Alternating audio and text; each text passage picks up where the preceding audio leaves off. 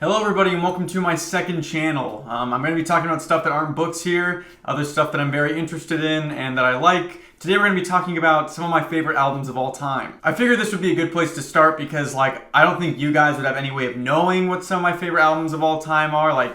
That's probably something you guys probably don't get. Oh, what? Oh. Okay, so you might have guessed what some of my favorite albums of all time are, but I'm going to talk about them now. So I'm just going to go from left to right, starting with this one up here. We're going to go down and then down, and just like that, we're going to cover every single one of these albums. I'm going to give some of my general thoughts about them, why I love them so much, why you guys should listen to them. I know I have a lot of viewers who have pointed out my albums before and have mentioned they like a lot of this stuff, but I want to explain all of them because, in my opinion, if you like some of the stuff that I have up on this wall and you haven't heard of some of the other stuff, you'd probably like the other stuff as well, because I personally love all of these albums. They're all kind of all over the place, but at least to me, they're all quality albums. So if you like a couple of these and you want recommendations for other music to listen to, then stick around and I'll talk about all of these ones. Again, all fantastic albums. All right, so starting up in the top left, at least the way that I'm looking at the camera, we have Act 3, Life and Death by The Deerhunter. The Deerhunter is probably my favorite band of all time. It kind of goes back and forth, but I'd say they're my favorite band of all time. On my first channel, I have a 5-video series where I break down all the meanings to all the lyrics of The Deerhunter, just because I'm really interested in that. If you don't know who The Deerhunter are and why people are so obsessed with them, they're kind of a niche band, but they do kind of these really long concept albums, which I really like. They kind of have a fusion of all sorts of things. They go in a bunch of different directions with their music, and they tackle a lot of genres. Act 3 is a little less orchestrated than the other acts are that I'll talk about. But it's 5 acts, 5 albums that cover one continuous story. So it's about a kid named Hunter who grows up and makes a bunch of really terrible decisions. And Act 3 is about him being enlisted in World War I and fighting and dealing with death and chaos and all this crazy stuff. So if you're looking for music that kind of makes you think and do your homework a little bit, then The Deerhunter is really great for that. Because like I said, all of those 5 albums tell one continuous story, but it's not really like a musical where it's outright sung to you or you know what the story is going in. You kind of have to piece it all together in really interesting ways, and they will reuse themes and motifs from previous albums to reintroduce characters or to talk about things that you've heard of before. So I think they're fantastic. If you're interested in The Deerhunter, then I actually would suggest you start with Act 4, which is this album right there on the end. That one's probably the most beginner-friendly of all of the acts in the series, but seriously, if you listen to Act 4 and you like it and you don't understand a single thing that's going on, go back and listen to all of them. It's a fantastic band. Okay, next up we have Birdie by Slaughter Beach Dog. Slaughter Beach Dog is an interesting band because it's an offshoot of my other favorite band, which is Modern Baseball, and we'll talk about them in a minute. If you're a fan of Modern Baseball, then you might know that in that band there were kind of 2 lead vocalists. There was a person named Bren, and there was a dude named Jake. And Bren and Jake kind of sang different music, their lyrics were different, and eventually the band went on an indefinite hiatus. They essentially broke up, but Jake went on to make his own band, which is called Slaughter Beach Dog, and Birdie is probably my favorite album of theirs. I also really like Welcome, which is their kind of debut album. Birdie and Slaughter Beach Dog in general is a lot less intense than Modern Baseball is. Modern Baseball is very much like pop punk or Midwest emo, a lot of it just sounds like music that was made in a garage, which I really love. Slaughter Beach Dog isn't like that. It's a lot cleaner, it's a lot kind of chiller, and it tells really interesting stories. Jake, the guy that is in charge of the band, writes some amazing lyrics. He has a lot of really great storytelling. The very first song on this album is one of my favorites of all time. It's just so interesting, and it has a very sweet beginning, and it's just a perfect way to start out an album. So if you're interested in a really good album starter, that's a great one. Probably the most famous song off of Birdie that I don't know if people know about that song that aren't kind of in the same music scene that I am, but it's called Acolyte. It's a really awesome song. It goes do do do do do do do do do. So if you think you've heard that motif before, that kind of whistling sound, I would whistle, but I actually can't whistle. I've never been able to do it. Then you'll like Slaughter Beach Dog. They're really interesting. Like I said, they have a lot of storytelling that goes into their music. It's really chill, but you can kind of pick apart the experiences of the person who's singing by the lyrics that they're expressing. So that's a really fantastic album. Below that, we have Gone Now by Bleachers. Bleachers is one of my favorite bands of all time. I discovered them when I was in middle school, listening on Pandora Radio, which most of you guys probably know what Pandora Radio is because my typical audience demographics are around my age or a little bit older. If you're one of my younger viewers, then Pandora Radio, and if you don't know what that is, back in the day before we had music streaming, you couldn't just like download whatever songs you wanted and pay a monthly price. You'd have to either buy them individually or by album on iTunes, and it was expensive. It was like $1 or $2 per song, which is like obviously not a ton of money, but it really built up over time. Or you could use a company like Pandora, which was essentially like a personalized radio station. And most apps now do that, like Apple Music and Spotify have their own essentially Pandora services where they generate radio stations for you. But in Pandora, you had to like listen to ads all the time. But anyway, I Want to Get Better by Bleachers came on, and I really loved that song. It was kind of one of the first modern songs that I kind of fell in love with because I grew up pretty much exclusively on like the Beatles and Weird Al and Michael Jackson. The guy that started Bleachers is Jack Antonoff, who was one of the members of the band Fun. So if you're my age or a little bit older, you probably remember Fun. They were really popular when I was in middle school, so maybe if you're younger, you wouldn't recognize them. But they had like, their really successful songs were like Some Nights and Carry On and We Are Young. They were a really great band. I still listen to both of Fun's albums because I think they were just a really awesome band, but they kind of split off. They technically haven't broken up yet. They're on an indefinite hiatus like a lot of bands do. They say they're all in good terms, but Jack Antonoff, one of the guys, started Bleachers, which in my opinion is better than Fun ever was. Bleachers is really fantastic, and this album in particular, Gone Now, is really just an incredible ride from front to back. He has a really interesting way of kind of like using different vocal tones when he sings, and he does a lot of like crowd vocal work, and there's definitely stories to be said. His lyrics are fun because you kind of have to decipher them. That's kind of a running theme with the albums that I like. I love having to decipher lyrics because I love listening to an album and getting something new out of it every single time. Gone Now is just amazing. Its opening track is called Dream of Mickey Mantle. It's fantastic. Its closing track is Foreign Girls, which is one of my favorite songs of all time. If you have heard anything from this album, it's probably like Don't Take the Money or maybe Everybody Lost Somebody. There are a couple popular songs from that album. But yeah, really great album. And if you recognize the name Jack Antonoff but you don't know from where, he's actually a music producer. So he does Bleacher stuff still, but it's kind of like his passion project because now he writes and produces music for like Sabrina Carpenter and Taylor Swift.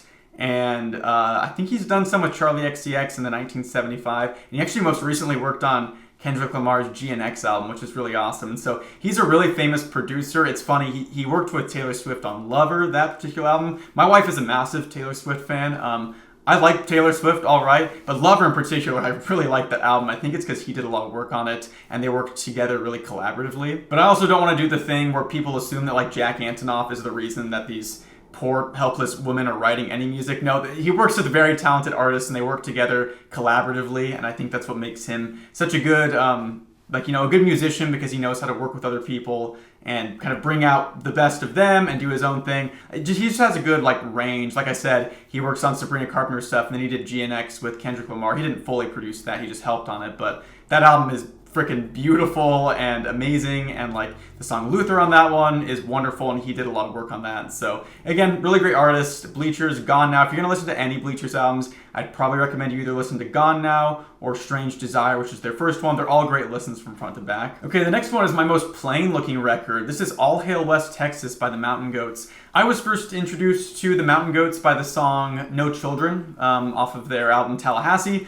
I was introduced to it because I was watching a show called Moral Oral, which if you don't know what that is, it's a claymation show that is really depressing that I really like. And if you watch my other channel, you're probably like, of course you like watching Moral Oral. But it's a really funny show. It's just, it's kind of messed up. No Children is a song about like kind of hating the person you're with or wanting to divorce them. But it's a really awesome song. And what a lot of people don't realize is that the Mountain Goats kind of have two phases to their discography. They have kind of before All Hail West Texas and All Hail West Texas, and then after that. After that, their music production kind of got better and more clean, and they kind of added more into the mix. Before that, it was pretty much just one guy, and he was recording essentially on an old boom box on like a tape deck. And I really love his older stuff. It's very like lo-fi and kind of poor quality of recording, but it makes it really interesting. And the songwriting on it is really amazing. Again, he's a fantastic storyteller. The first song on this album is called The Best Ever Death Metal Band Out of Denton. And it's just a wonderful,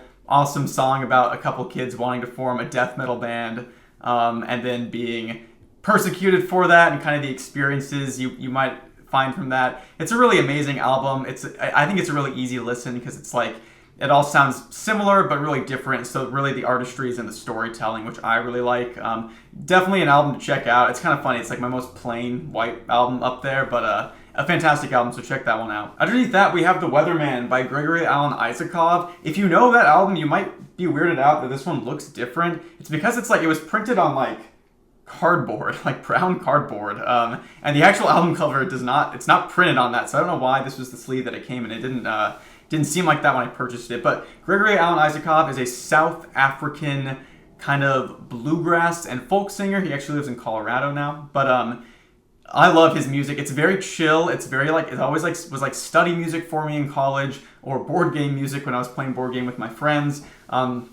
He's really great. He's got some songs that are more famous, like the Stable song is in the Peanut Butter Falcon, so if you've watched that movie, you've probably heard that song. He also has a song called If I Go, I'm Going, which plays at the very end of The Haunting of Hill House, so if you watch my video about all the Mike Flanagan shows and you recognize that song from the end, that's the one that plays in the end, albeit it's a different recording. But his music is really great. Like I said, it's really kind of an easy listen. I live in Washington now with my wife, and we kind of live in a really cool spot. We're right on the beach, but we're also kind of like in the forests and everything, and so whenever we're driving, we have to drive across the Columbia River and like through this really beautiful, essentially like forests and farmland to go get groceries. And whenever we do, I like listening to Gregory Alan Isakov because it just kind of takes you back to that nostalgic time. And what's interesting about him as well is that like, I'm probably gonna piss off a lot of you guys, but I personally really dislike country music. I've never once liked country music. That's not to say that I don't like really old country, because I love artists like Leonard Cohen and Johnny Cash, but the kind of music they made is like not what most people would consider like modern country. So I just hate like pop country and rock country. It's just not my thing at all. I don't like it. I went to school in Idaho and I heard just way too much of it. It's not my favorite thing, but I do love kind of folk and bluegrass music, and I feel like that kind of music is what I feel like in the old days with like Johnny Cash and some of these great country artists, there was kind of like a branch at some point where it's like someone went the direction of folk and bluegrass, where the music became like, it still was very much talking about kind of some of the things that they talked about back then. It stayed simpler, and then you have like the other country branch, which became like rock country and pop country, and trap country, which is like awesome if you like that music, but I personally prefer kind of the simpler and more I don't know, just more like folksy sounding stuff and quieter sounding stuff. All right, the next album we're talking about is the first one that's behind me here. We're looking at Holy Ghost by Modern Baseball. So Modern Baseball is my other favorite band of all time. My wife introduced me to Modern Baseball when we were in college, and I've loved them ever since. They're one of those bands that doesn't have a bad album. They're all fantastic listens to all the way through. Holy Ghost was their last release, and has one of my favorite starts to an album ever. It goes from the song Holy Ghost into The Wedding Singer, and it's just such a powerful, amazing start.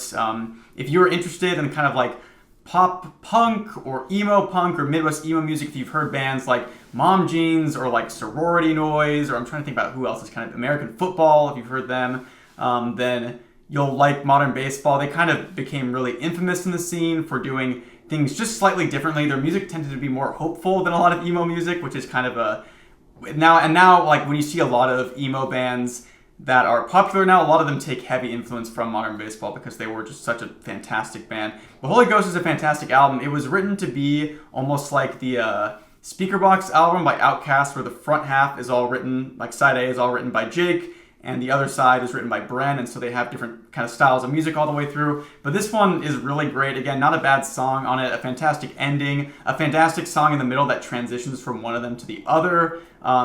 Just a beautiful album. It's probably my favorite Modern Baseball album, which I don't know if that's controversial or not. People kind of go back and forth on which one is their best, but I personally love that album. Below that, we have Abbey Road by the Beatles. So I feel like, sometimes I feel like you can look like a poser when you're talking about how much you love the Beatles. I really do love the Beatles. Actually, like a couple months ago on my main channel, I made a video about the Beatles, and like it was called like, Were the Beatles Really That Good? And I just talked about how yes, they were. And for a while, I thought, and it got like 20,000 views, which for me was crazy. I'd never gotten anything like that. And it was all like kind of boomers, which if I have boomers that watch me, I love you guys. But it was just an interesting audience to get for that video, because obviously I'm a Gen Z, so it was interesting. And for a second I was thinking like my channel is going to go in that direction of maybe talking about older music and giving my perspective. But then I made another Beatles video and it tanked, and then I made the Disturbing Books Iceberg video, and that one did really well. And I'm very glad that I'm talking about books now, because I love talking about literature. But anyway, I'm not really a poser when it comes to when it comes to the Beatles. I've listened to all of their albums several times. Last year I read a book called A Hard Day's Write, which goes through the kind of the creation and writing process of each song that the Beatles ever made. And I went through and like read the section on whatever song, and then I would listen to it, and I did that, and I worked my way through all their discography. And Abbey Road is my favorite Beatles album. I just think it's like a super solid album from front to back. It starts with Come Together, which is amazing. You've got Something on it, Here Comes the Sun, Octopus's Garden, which is like my favorite Ringo song. I love that song. I Want You, She's So Heavy. What else do you got in that one? Sun King, which is kind of, I think people think it's forgettable, but I really love Sun King. And then the entire back half is the medley of like Paul Thing Pam, Me, Mr. Mustard, She Came In Through the Bathroom Window, Golden Slumbers, Carry That Weight, You Never Give Me Your Money, The End. It's all of those. I'm sure I missed a couple in there, but yeah, a fantastic album from front to back. If you're like interested in Beatles music maybe and you don't really know where to start, I always suggest Abbey Road. I think it's like the culmination of all the work that they did, and it incorporates a lot of their different styles, but in a more like cohesive way than something like the White Album, which I also really enjoy, but that one's a lot more kind of segmented and disparate. But this one in particular is just fantastic. So Abbey Road, if you're not a Beatles listener and you want to be, then I would just listen all the way through on Abbey Road. It's a fantastic listen from front to back. Below that we have, I'm going to get out of the way here, we have In Rainbows by Radiohead. So I really enjoy Radiohead. This is like the one album on my wall that I'm like, I wouldn't say I'm a poser with it because I do really like In Rainbows, but I would say out of all the albums on my wall, that's the one that I'm probably the least familiar with. Like I said, I've listened to it a whole bunch of times, but I couldn't like sing every song from it. But Radiohead in general is just a very solid, interesting band. Tom York, the guy that is the front for Radiohead, he did the music for a movie called Suspiria that I really love, and I just love his style of music, and Radiohead was kind of really interesting from their inception as they started, and then kind of as they grew in popularity and they did some like very different things. They just kind of became like very, they're very influential, but they were also influenced by a lot of artists, which is really interesting to see. And so I love In Rainbows. The song In Rainbows is one of my favorites of all time. It was used in the very last episode of the first season of The Bear in a really effective way. And like, that's kind of what got me to like go back through and listen to it all again. Because again, it's a fantastic album. You can't really go wrong with a Radiohead album, but In Rainbows to me is my favorite one. I don't know if I would say it's the best Radiohead album. Like, I think OK Computer is probably a better album overall, but I personally prefer In Rainbows just because, I don't know, everybody has preferences. I had to redo this recording because there was a ambulance driving outside, so that was fun. But anyway, we're talking about Sports by Modern Baseball. This is the first full-length album from Modern Baseball, and it's awesome. It's really good from front to back. I'd say it's probably their easiest listen, but in my personal opinion, it's probably their most forgettable listen. I don't think the album is bad at all. I think it's a freaking beautiful album, but it's just like, I think it definitely feels like the first release of theirs, and they really kind of like honed their craft as they went on further down. But there's some really great songs on here, like Tears Over Beers and The Weekend, and I Think I Saw You in My Profile Picture once, and Play Ball, and then like Redo and Redone are all awesome. There's a lot of really great stuff on that. Oh, and I freaking forgot. Coals is the final song on that album. Perfect 10 out of 10 song. The thing that Modern Baseball is so good at is they're so good at having awesome album enders. What you'll probably notice about most of these albums is that the last songs on them always slap, because that's a huge thing for me. I love my last song on an album to be like really impactful and tie things together. And Modern Baseball does that so well with Sports, because the whole album feels like angsty and angry like it should. Like if you're a bunch of college kids and you're upset about girls and you're dealing with rejection, like it deals with a lot of those very like typical emotions that people feel. But the last song is kind of this hopeful look at like the way that we are and where we're going, and that everything is all right. And it's just a very hopeful message, which can be kind of not something you typically get from a lot of Midwest emo or pop punk, but just a fantastic album in general. Okay, next up we have Act 5, Hymns with the Devil and Confessional. You can see it just peeking out there right there. This album is phenomenal, one of the best albums I've ever heard. Like I said, the Deer Hunter is one of my favorite bands of all time. This one does a really great job of reusing a lot of themes and motifs from previous albums, and it's kind of the end of this big story that has been built up for such a long time.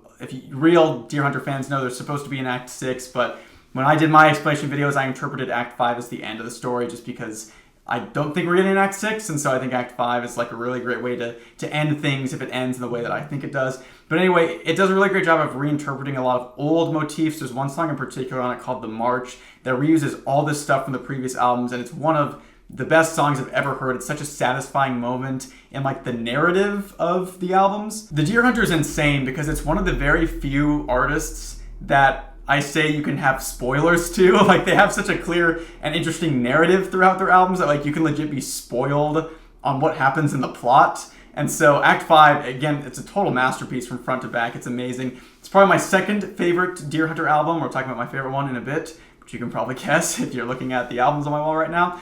But fantastic album from front to back. It does a lot of different things, a lot of really interesting things, has a lot of kind of unique sounds to it. One of the best openings to an album ever with the song Regress into another song called The Moon and Awake, and like just a fantastic like super hard-hitting transition to the two. The second song just sounds so menacing. When I saw their concert a couple months ago in Seattle, they started with those two songs, and it was like the best opening to any concert anybody's ever listened to. Next up, we have Puppy Love by Mom Jeans. So Mom Jeans is a band that kind of started as a Modern Baseball kind of clone, and they would admit to that themselves. Like, their very first tracks they released were very much like essentially just rips of Modern Baseball songs. But now they've kind of evolved into something that goes a little bit different of a direction. It's probably, I would say, less like serious or less intense than Modern Baseball is with their lyricism. Like, in a lot of Modern Baseball songs, especially songs like Coals and Pothole and Hiding, you get kind of these very interesting lyrics that are like, you have to kind of decode what they're saying, and they're more interesting, introspective. Mom Jeans writes amazing songs, but it definitely feels like there's a lot more energy to it, and it's a lot more literal. But I really love Puppy Love. It's my favorite Mom Jeans record.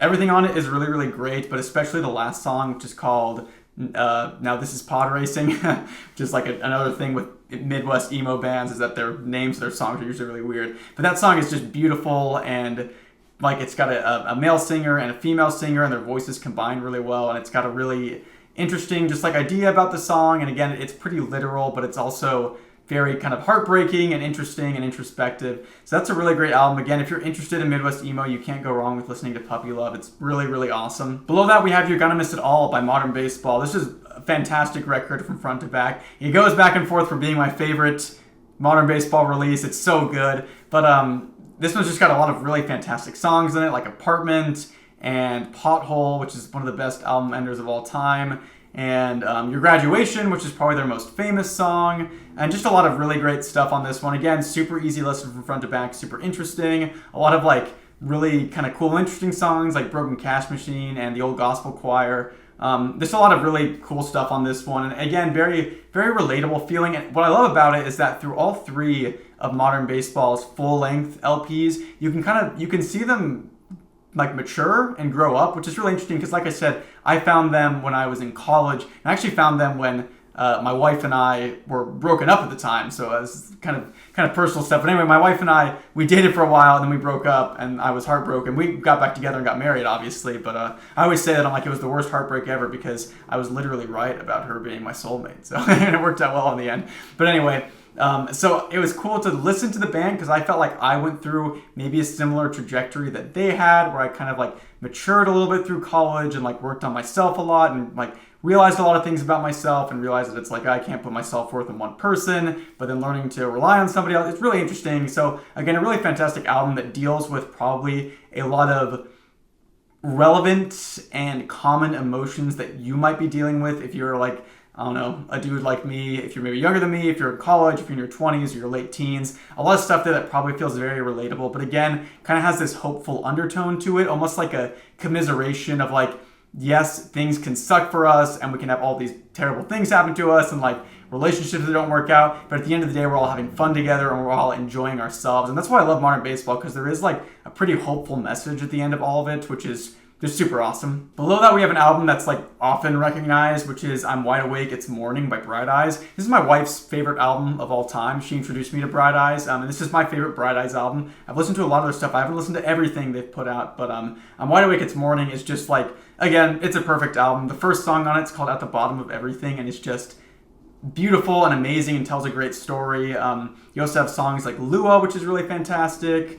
Train Underwater, which is really great. Poison Oak is one of my favorite songs of all time. And then you have First Day of My Life, which is probably the most popular song off of this album.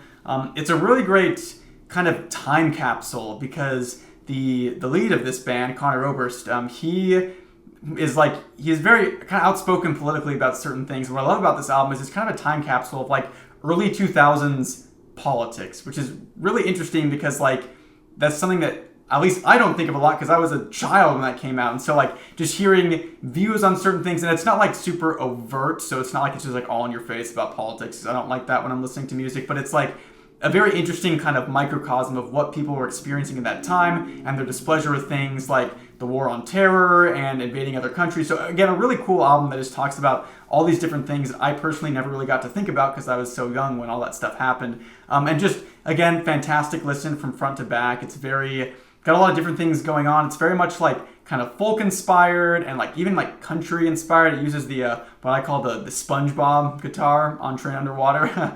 But and he uses it on Poison Oak as well. I call it it's the SpongeBob guitar because it has kind of this weird like feeling to it. I don't know if I explained that very well. But a super interesting album. If you've never listened to them, that would be the album to listen to. Like I said, it's really great from front to back. The first song does start with like a monologue essentially, so if that weirds you out, just stick with it because it doesn't happen again on the rest of the album, and it's just fantastic from front to back. All right, the next song we have is The Perfect Cast by Modern Baseball. This is what I probably think is their best release. It's an EP, so it's just a couple songs. I think it's 5 songs, maybe 6. I can't really remember the exact track count. But this is probably their most consistent and best release, like I said. All the songs on it are fantastic. There's some really great songs. There's a song called The Thrash Particle, which is amazing. There's another one called And Beyond, which is like maybe my favorite Modern Baseball song. A lot of really great stuff on this one. And again, a very fun feeling record, one that kind of introduces you to a lot of these emotions that they're having and dealing with like even things like moving away from home or like being forced to move somewhere else that you don't want to be, like when you're growing up. A lot of really interesting emotions just present on this album, and one that I enjoy a whole ton. I just think it's so, everything Modern Baseball puts out is fantastic, but this one in particular is just very solid and a quick listen. So I can't remember which one I said you should listen to if you want to listen to Modern Baseball. I think I said you should listen to Holy Ghost. If you don't want to dedicate your hour or so to a full album, then listen to The Perfect Cast, because again, it's really fantastic. The only downside I have to The Perfect Cast is that it only has one Jake song on it, and like I said, I really like Jake's songs, and so it's not really like a complete Modern Baseball experience because you don't have more of him going on there, but it was all written together, obviously. And to finish it off, we have probably my favorite album of all time, which is The Deer Hunters Act 4, Rebirth and Reprise. The Deer Hunter, again, is just phenomenal, and this particular album takes place in a part of the story that is really interesting, that deals with like a lot of like important stuff that happened to the last album in Act 3, some really kind of defining moments, and then the fallout of all of that, and then kind of this main conflict that is brought up, and our main character pretending to be somebody he isn't and dealing with the repercussions of that. If you're going to listen to any song by The Deer Hunter, if you want kind of one of the more listener-friendly ones, then I would say listen to Waves, which is off of Act 4. A very, again, beginner-friendly Deer Hunter song that also does a lot of like the full orchestration that they use in this band, because in the later albums they use a full orchestra along with like the traditional rock instruments, and it's just like the most beautiful sound you can imagine. My favorite song off this album, I kind of go back and forth because there's so many good ones, but the second track on the album, called The Old Haunt, has like the most beautiful end to a song you'll ever hear, and it transitions smoothly into the next one. That's something with all these Deer Hunter albums, is that they all typically have these very smooth transitions between them. Like you typically can't tell when one song ends and the next one begins. It's very intentional, and it makes like the biggest sin you can commit while listening to the Deer Hunter is to like listen to an album on shuffle, because it's not meant to be enjoyed that way. But it also makes having the records that much more fun, because you get to kind of hear it as it goes from one side to the other side, and like you can tell that like when you're listening to the album on a streaming service, there's sometimes a part where it has like an actual break between the songs, and I wondered for a while like, why do they have some breaks and sometimes they do it like all the way through smoothly? Why don't they just do it smoothly the entire time? And it's because of the physical vinyl experience of like you have to flip the record, so you can't just have it be like perfectly connecting every single time, or else you have an awkward part where it cuts off at the end of one record and you have to flip it or switch to the other one because it's a double.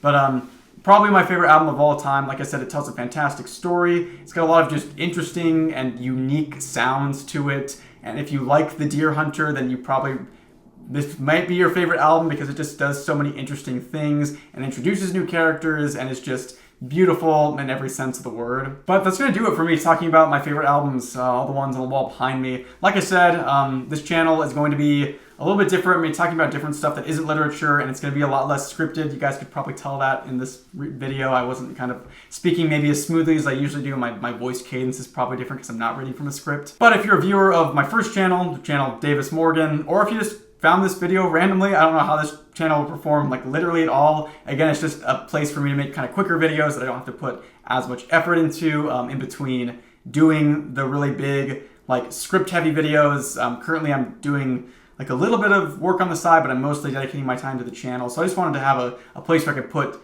kind of some of these videos that are me talking about things I'm really interested in that don't align with the literature niche of my main channel, because I want to kind of build a very literature-minded audience there, and I don't want to screw things up for YouTube's lovely algorithm that is impossible to figure out. So again, thank you guys so much for watching. If you're new to this channel, then please subscribe. If you're new to this channel and my main channel, Davis Morgan, then I would check out my main channel. I talk about horror literature and all sorts of weird and wacky things there, but mostly horror literature. I've got disturbing book iceberg videos that are really fun, where I go in depth on all the books instead of just kind of like covering them very surface level. And I do a lot of deep dives into short horror stories and all sorts of other fun things. I even have a Mike Flanagan video on there if you know who that is. So yeah, if you guys like this style of content and you came from my old channel, or if you're a new viewer, then let me know. If you have other things that you want me to cover and talk about, if you think this format of video works and you're interested in what I'm saying, then let me know. If you think that the lack of a script is making it a lot less engaging and my rambling isn't very interesting to you, then please let me know as well, because I can definitely write up some kind of quicker scripts for this kind of stuff. But I want to just kind of pilot a bunch of different styles of content on this channel just to see how it all works out. But anyway, that's enough rambling from me. Thank you guys so much for watching, and I'll see you guys in the next one. See ya.